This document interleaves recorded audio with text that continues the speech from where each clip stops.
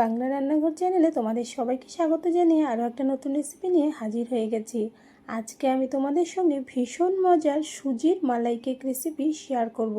এই মালাই কেকটা কিন্তু তৈরি করতেও খুব একটা ঝামেলা নেই, আর খেতে তো অসম্ভব মজার। এইভাবে করে বানিয়ে দিলে বাচ্চা বড় সবাই কিন্তু খুব বেশি পছন্দ করবে। তাহলে চলো রেসিপি শুরু করা যাক। সুজির মালাই কেক তৈরির জন্য সবার প্রথমে আমার লাগছে সুজি। এখানে আমি 1 কাপ থেকে সামান্য একটু কম সুজি নিয়েছি। এবার এই সুজির সঙ্গে আমি অ্যাড করে দিচ্ছি 1/4 কাপ ময়দা। এর সঙ্গে এর মধ্যে আমি দিয়ে দিচ্ছি 2 চামচ গুঁড়ো দুধ। গুঁড়ো দুধটা কিন্তু টোটাল অপশনাল, তবে দিলে টেস্ট বেশ ভালো হয় তাই দিয়েছি। তোমরা চাইলে দিতেও পারো অথবা স্কিপ করতে পারো। এর মধ্যে 1/2 কাপের মতো দিয়েছি চিনি, সঙ্গে সামান্য একটু লবণ অ্যাড করেছি। যে কোনো মিষ্টি জিনিসে একটু লবণ দিলে কিন্তু মিষ্টির টেস্টটা ব্যালেন্স হয়, খেতেও ভালো লাগে। এবার সব কিছুকে ভালো করে মিশিয়ে নিয়েছি।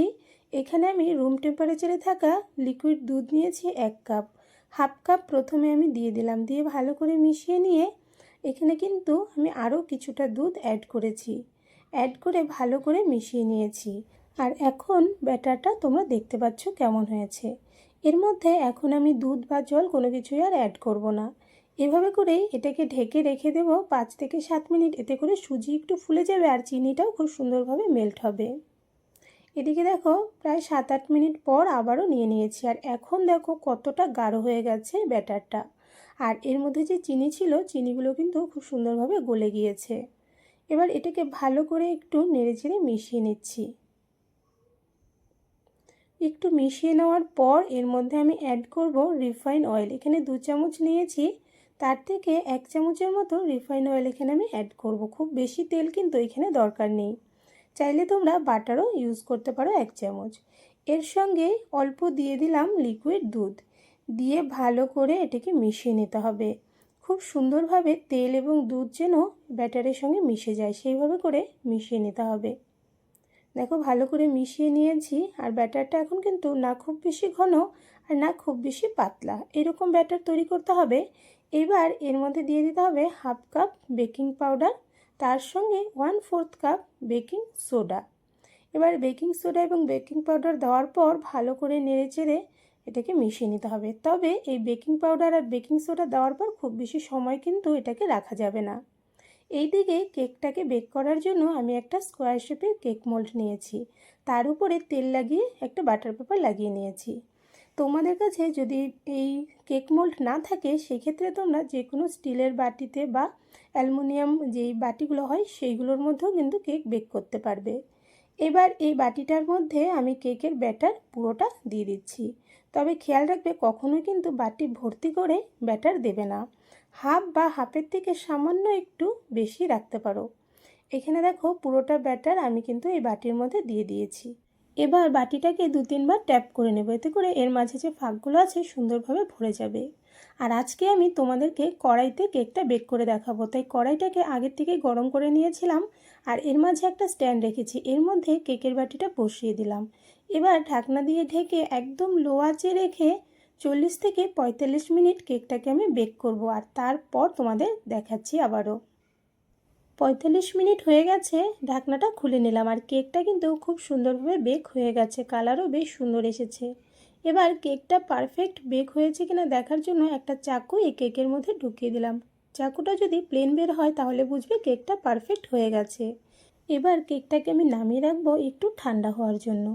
এইদিকে ততক্ষণে আমি মালাইটা তৈরি করব। তার জন্য এখানে 1/2 লিটার লিকুইড দুধ নিয়েছি, এর মধ্যে 1/3 কাপ দিয়ে দিলাম চিনি।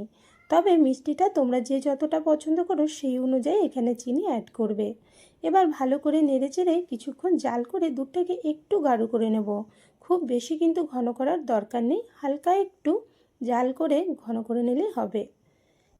এইদিকে দেখো 6-7 মিনিটের মতন মিডিয়াম টু লো আছে দুধটা আমি জাল করে নিয়েছি, আগের তুলনায় একটু গাঢ় হয়ে গেছে, আর জাল করব না। এবার এই দুধটা আমি নামিয়ে নিচ্ছি।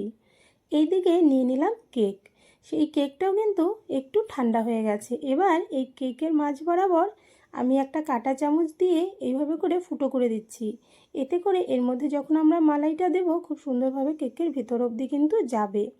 এবার ফুটো করে নেওয়ার পর উপর একটা প্লেট বসিয়ে এটাকে উল্টো করে নেব, আর উল্টো করে হালকা একটু ট্যাপ করে কেকটাকে আমি মোল্ড থেকে বের করে নিচ্ছি, আর কত সহজে দেখো মোল্ড থেকে বের হয়ে গেছে। এবার বাটার পেপারটা উঠিয়ে নিলাম, আর কেকটা দেখো কত সুন্দর স্পঞ্জি হয়েছে। এই কেকটা এমনিতেও কিন্তু চায়ের সঙ্গে সকাল বিকাল খাওয়া যায়, বেশ ভালো লাগে।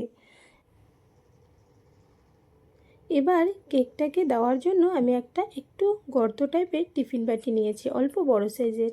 এর মধ্যে কেকটা দিয়ে উপর থেকে আমি যে মালাই তৈরি করে রেখেছিলাম সেটা অল্প অল্প করে চারিদিকে ছড়িয়ে ছড়িয়ে দিয়ে দিচ্ছি।